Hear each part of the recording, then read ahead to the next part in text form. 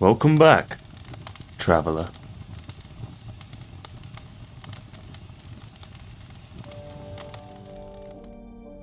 Calradia, a combination of cultures forced together by the weight of a purse or the edge of a sword.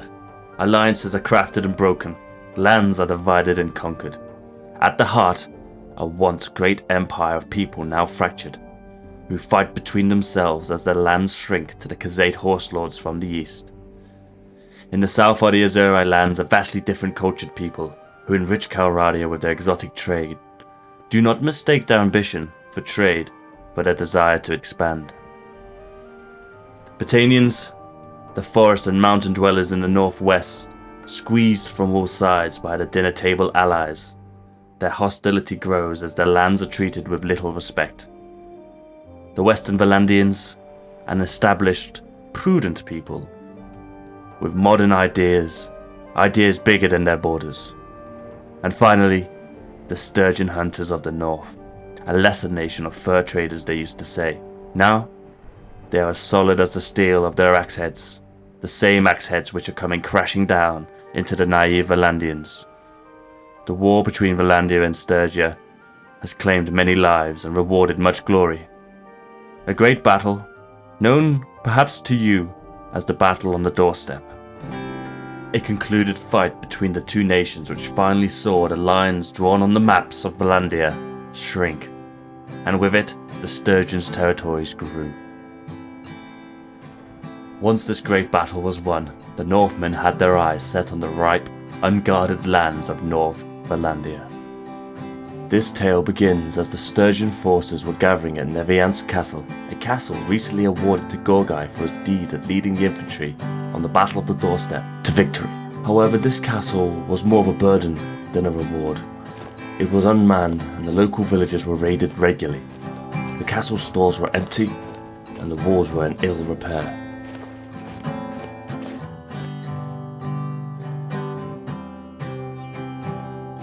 As Gorgi found his way into his keep, he found himself shaking and unsure of himself. He had what most people could never achieve, land and respect. But this wasn't what he wanted. What he wanted wasn't material. It was something else. Something with more value. To get here, Gorgi has grown in both mind and body. He has prospered and enriched himself with close friends such as Tamir Kolpiter, a wise and cunning soldier, and Karina the Wronged, a young woman who, like Gorgi, has fought hard to find her place in Calradia. Together, they will all fight on. There is much work to be done, Gorgi said, and sitting in chairs won't produce any results. The Sturgian army marched along the coast past Kada's castle, a castle which now hung a Batannian banner. They marched up into the mountain pass which led to the doorstep of Valandia, where most men had fallen between the two nations during the war. Finally, Ormenfard Castle will fall. The siege lasted some days, and when the time was right, Gorgi led the final assault from the front. Once the ram had done its job, Gorgi rushed in, leading by example as he smashed his own axe down against the inner gate. Surely enough, the Valandians were waiting. The gate was down. Gorgi encouraged his men to flank around the sides of the Valandians. The Sturgians circled the defenders, and one by one, they fell to the cold iron of the north.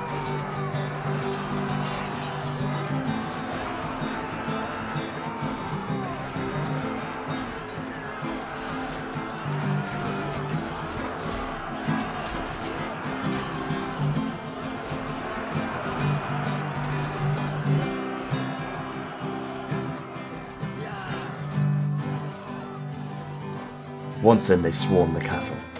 The garrison had no choice but to fight for their lives. Gorgi knew there wouldn't be many prisoners after the siege. The countless corpses from the previous battles were still fresh in the minds of the invaders. They put up a hardy defense, but the Sturgians could only see blood red, Valandian red. They swept up the walls and along the parapet, slaying any that got in their way. If they were lucky, they would die a swift death. Until the leaders and captains of the Sturgian warbands were able to rein in their men, it would be some time before the blood stopped seeping from the cracks of Ormenfard's walls. This was no major victory, but like a sliced artery, the Valandian blood would not stop draining from the land for some time. The armies of the north poured into northern Valandia. No village was safe, as most of the soldiers and militia were either routed or called back to the major cities to prepare for defences, but they had little time to prepare.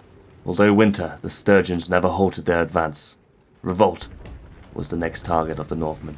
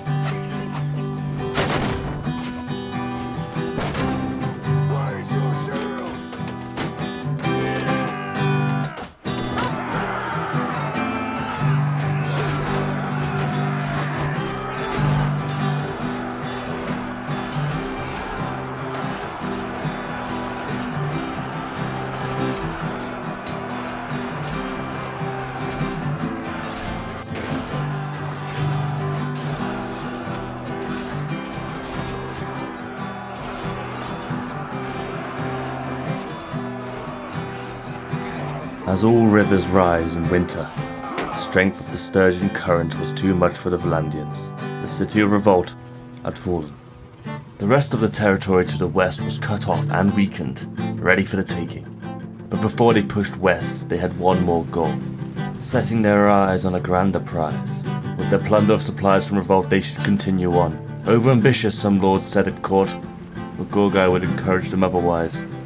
Now the snow has melted. Oxhall will fall. The siege of Oxhall lasted some months. Nearly all of the Valandian people from the north, who weren't cut off, had retreated to the safety of the city, proudly held by Baron Bagheer, one of the Valandians' proudest family leaders. Gorgi was surveying the battlefield. This was the day they would breach the gates and the walls. Unbeknown though, against Gorgi's wishes, Alishka, his younger sister, was in the ranks of the forlorn advance. Alishka pushed her way to the front of the shield wall. She had heard of the many stories when her brother Gorgi had led the assault, being the first through the gates. Maybe it was a childish desire, or was it in the blood? The soldiers told stories that the gods looked down on Gorgi. Alishka was scared, but she believed the gods may look down on her too. Through the gates, with the weight of the Northmen pushing her forward, she scrambles to the side of the crush. Understanding her small frame, she was cautious not to get caught into the thick of the melee. She played it smart. She stayed on the outskirts of the fight, and when the Valandians finally began to flee, she gave chase in the exhilaration often found when an enemy was routed. I can't tell you if Gorgi blessed or condemned her act of defiance, but she had taken her first life, and it would not be the last. The victory of Oxhall was the greatest yet. All over Calradia they heard of the Valandian defeat. The Sturgian people rejoiced, and droves of northerners came south in celebration at their newly conquered land. They were here to stay.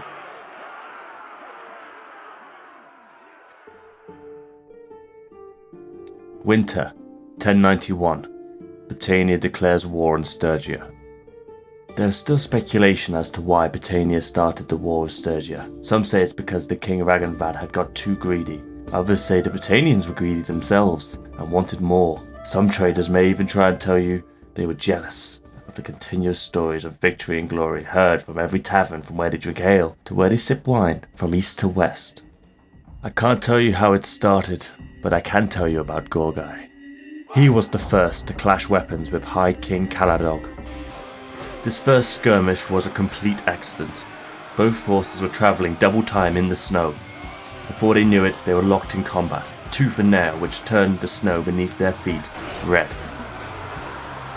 The centres of the two lines were evenly matched, neither one giving much ground, until, a surprise to both nations, the Batannian right flank gave in, allowing the Sturgians to monopolise and take the victory over the surprise battle. King Calradia was astonished and retreated with what men he could. The story goes that Gorgi's little sister was on the Batannians' right flank, a child in battle, which shocked the enemy and encouraged the Sturgians to victory. It was not long before the Batannians and the Sturgians amassed two large forces in a pitched battle. Both forces had taken positions away from each other, but it was the Sturgians who made the first advance towards the Batannians' favoured position. A risk? Certainly, but the Sturgian hunger for war was at its peak. With so many recent victories, their morale was high. Gorgi was the first lord to set his eyes on the enemy.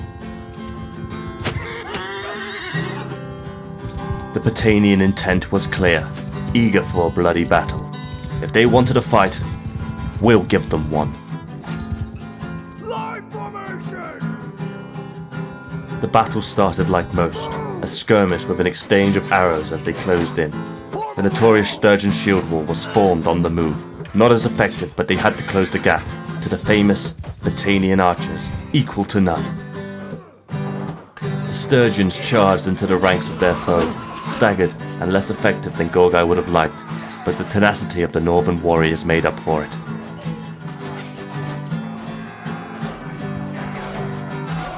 Quickly the battle turned into a bloody mess, all except for a small group of warriors on the flank of Batannia.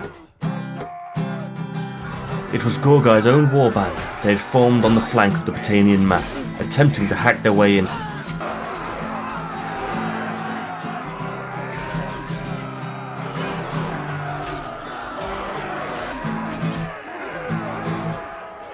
After some time, the Sturgians broke the Batannian flanks, but their enemy had broken the more valuable Sturgian centre. There was no longer any cohesion, no order. This isn't a fairy tale story about heroes, no. Only a story about how mothers lost their sons and husbands, how children would grow as orphans. If one side was winning, none of the soldiers knew it. With no command to give, Gorgi was in the fray on horseback. I couldn't tell you at what point the battle ended, only that it did.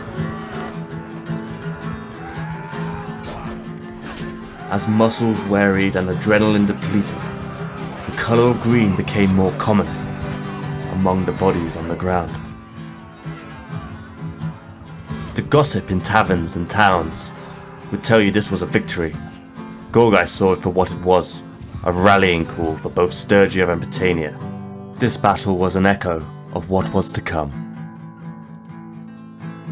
Without wavering, and as the highest ranking lord in this northern army, Gorgi marched to the nearest Batannian city.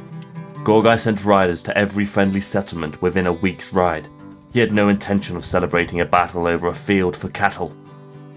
Gorgi knew if he was to die, it would be by fate. So almost fanatically, he would bring the fight to the Batannians' homeland. They wanted a fight, and he was going to give them one. Gorgi didn't quite have the numbers to sustain a siege on the city of Dunglanes, so he now relied on the loyalty and courage of his fellow countrymen to heed his call. As doubts started to creep into Gorgi's mind, banners of blue marched into Gorgi's siege camp. Their numbers were swelling, slowly, but the north was coming. Gorgi equipped and promoted many men to replace previous losses. He also recruited many prisoners, who he promised freedom for service. Despite his efforts, he had miscalculated the Batannian response. They were now caught between a siege and a formidable army. Gorgi's nerves strained at the idea of total defeat. Mormaer Aeron, a renowned general of Batannia, had closed the trap on Gorgi. His army was fresh and in position to attack Gorgi from behind. They had also cut off any further reinforcements that Gorgi so desperately needed to take the city. Much like King Ragnvad in Gorgi's first battle against Valandia, where the Sturgians were defeated, Gorgi had to make a choice of withdrawal or to fight two battles. Gorgi chose to fight. Summer 1092. the Battle of Iron Resolve. The battle started as expected, as the two pitched armies stood face to face, swapping arrow shafts. The famous shield wall excelled here like always. However, the Batannians expected the tactics of the shield wall and came prepared. In the rear of the Batannians they brought a vast amount of cavalry, with the sole purpose of running down the heavy Sturgian foot soldiers in the shield wall. Mormaer Aeron was no fool and knew the weakness of the Sturgians was their lack of cavalry.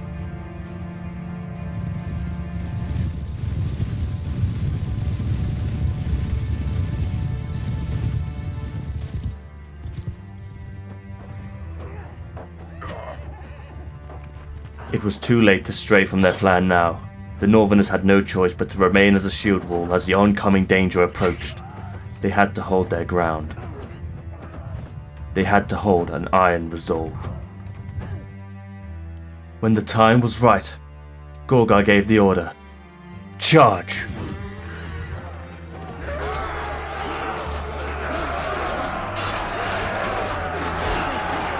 They clashed spear on spear, sword on sword, bludgeoning on bludgeoning. But the initial Batannian attack was crushed by the now well-experienced Sturgian forces. This was the result of years of warring against Valandia, hardened men willing to fight to the end.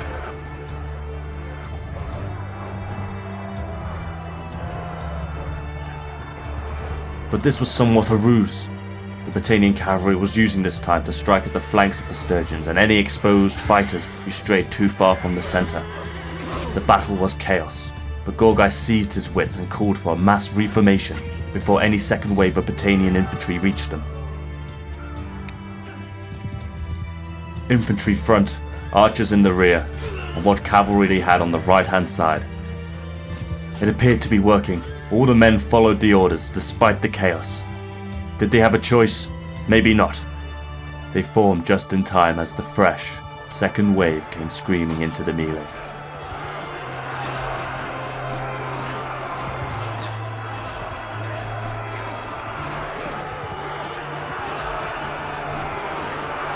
It seemed like the battle was going in Gorgi's favour. But looking from the Batannian side, this was all a part of their plan. Mormaer Aeron's plan. Aeron tyrannically sent his men into their deaths, undeterred about the casualties sent to the wall of blue iron. The Batannian cavalry was on the move. The oldest trick in the book was about to play out. Now that the Sturgians had played most of their cards, they couldn't stop this charge from the enemy cavalry in the rear. The green cavalry charged into the rear of the blue footmen, and for a moment all was lost. I don't expect you to believe what I'm about to say, nor could Gorgi when he witnessed it with his own eyes. But the line had held. They absorbed the heavy blow like a wave crashing onto rock. No one could believe it, but a cry from the Northerners of sheer maniacal fury as the hair on every man stood up. They were destined to win this battle, and with a renewed effort the Sturgians charged forwards, surging as the Batannians began to rout into the woods from whence they came. Gorgi was with his countrymen, his brothers. They had claimed victory over a near impossible task. Gorgi looked up to the heavens and whispered an old prayer. With this victory he has humiliated the Batannians, gained glory for all his men, and they could continue the siege. With confidence, he then set off to destroy what was left of the Batannians in the woodline.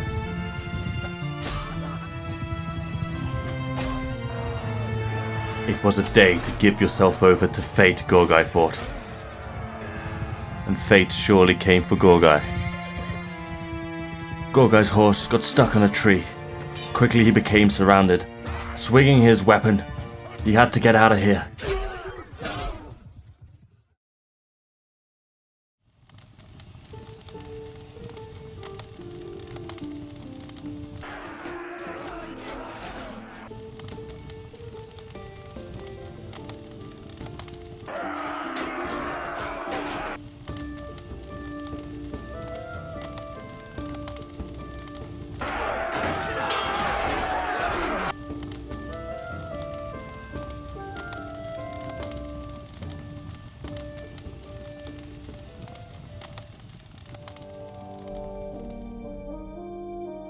Good day, friends. Glory to the Empire. Thank you for watching my 7th installment of the Gorgi Barkskin, a Bannerlord Tale adventure. I really enjoy making it. I say this every video, so you're not surprised there. And if you have made it this far, you've probably watched all the other 6. That's cool, man. These videos are for you. If you're listening, this is for you. No one makes it to the end of these videos unless they've seen all of them. So that's great. Thank you for watching. I love making them. I know, I'm gonna brag a bit. I feel like this is a different kind of format to whatever kind of let's plays and videos gamers make. You know, I feel like a lot of them lose their value because they're constantly churning out YouTube videos, which I appreciate. You know, it's becoming a lot of people's day jobs, but this isn't my day job. This is a hobby which I love. I've always wanted to make a narrative story playthrough like this. I wanted to do it at Mount & Blade, but the graphics just weren't that good. I always knew Bannerlord would be my calling for this. So yeah, I appreciate that you're listening this far. Thanks for watching and supporting my channel. And yeah, I don't want anything in return. I just want you guys to enjoy my creations. I'm at the point now where I actually watch back episodes 1, 2, 3, 4, and 5 because it's been so long, and I enjoy watching them myself. So great. Look out for more, my friends. There will be. Glory to the Empire. Look after yourselves and have a good day, I guess. Cheers.